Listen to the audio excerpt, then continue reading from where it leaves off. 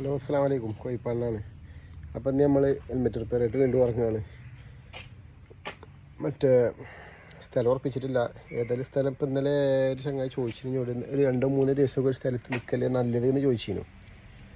അപ്പോൾ നോമ്പ് കഴിഞ്ഞാലേ നമ്മൾ അതിൽ നിൽക്കുള്ളൂ. കാരണം ഇപ്പോൾ അങ്ങനെ ഓരോ ഇതിൽ കൂടെയാണ് കരുതിക്കളി. നോമ്പ് കഴിഞ്ഞാൽ ഇൻഷാ അല്ലാഹ് നമ്മൾ 2 ദിവസം 3 ദിവസം ഒരു സ്ഥലത്തുണ്ടാവും.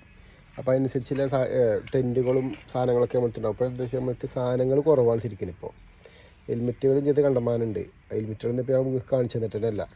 അതിനെപ്പറ്റി പറയാത്തത് അതുകൊണ്ടാണ്. കാരണം നമുക്ക് വണ്ടിയിൽ വെക്കാനുള്ള സ്ഥലങ്ങളും കാര്യങ്ങളും ഇല്ല. അപ്പോൾ അതുകൊണ്ടാണ്.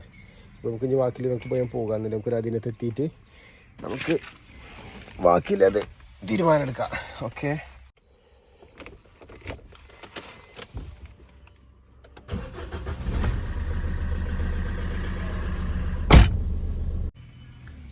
സത്യം പറഞ്ഞാൽ ഇന്നിപ്പോൾ നമ്മൾ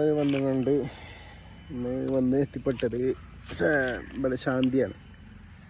മറ്റേ വളമ്പത് ശാന്തി നഗർ സംഭവം. ഞാൻ കാളിയാവൂർ പോകുന്നത് എത്ര യാത്ര ചെയ്തെന്ന് ആലോചിക്കണം. ദൂരിന്ന് കാളിയാവുന്ന പിന്നെ പൂക്കോട്ടുംപാടം 5-ാം മൈലിക്ക് ചാടിയിട്ട് പിന്നെ പുതുക്കുന്നത്. കാരണം എന്താ വെച്ചാൽ പൂക്കോട്ടും പാടം വരെ കാളിയാവ് ടു പൂക്കോട്ടും പാടം വരെ റോഡ് പണി നടന്നുകൊടുക്കുക.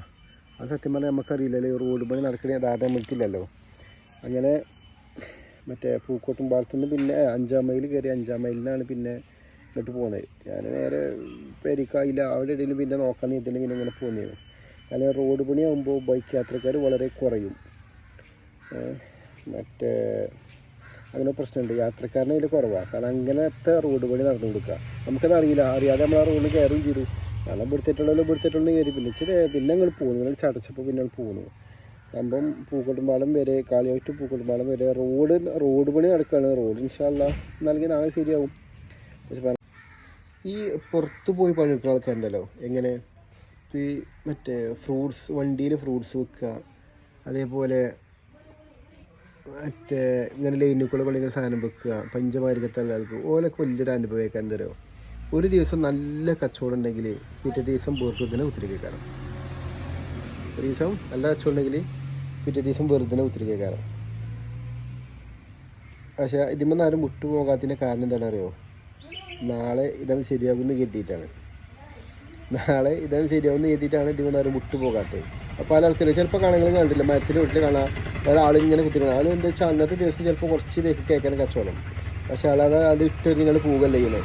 അയാൾ പിന്നെ ക്ഷമിച്ച് നിൽക്കുക. കാരണം എന്താ പറയുക, അത് നാളെ ശരിയാകുമെന്ന് കരുതിയാണ്. എന്നാൽ നാളെ ആണെങ്കിലോ ചിലപ്പോൾ 3 ദിവസത്തെ കച്ചവടം ഒറ്റ ദിവസം കൊണ്ട് സാധനം കഴിക്കാനും ആ ഒരു ദിവസം മതി. അതാണ് ഈ റോഡ് സൈഡിലുള്ള കച്ചവടത്തിന് ഏറ്റവും വലിയൊരു പ്രത്യേകത. അപ്പോൾ നമുക്ക് ഓരോ വരുമ്പോഴല്ലേ നമുക്ക് മനസ്സിലാക്കുന്നത്. അപ്പോൾ നമ്മൾ ഇന്ന് ഇവിടുന്ന് പോവുകയാണ്, ശാന്തിയിൽ പോവുകയാണ്. ഈ അടുത്ത ദിവസം കാണാം ഇൻഷാ അല്ലാഹ്.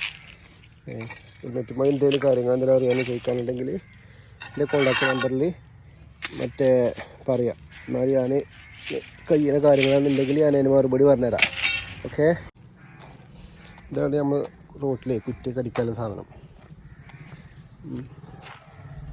വണ്ടിയിൽ ഇങ്ങനെ സൈഡിൽ കൂടെ വിടും. ഒരു കാറായതുകൊണ്ട് അങ്ങനെ ഫുള്ള് സാധനങ്ങൾ നമ്മൾ നോക്കിയാണ്ട് വെക്കണം. ഇല്ലെങ്കിൽ കായ് കയറി പോകും. ഈ കുറ്റിയിൽ ഇവിടെ വെക്കുക. ഇതിൻ്റെ കുറ്റി സൈഡിൽ കൂടെ അങ്ങനെ ആക്കിയാണ്ട് ഇവിടെ ടൈറ്റാക്കി നിർത്തുക.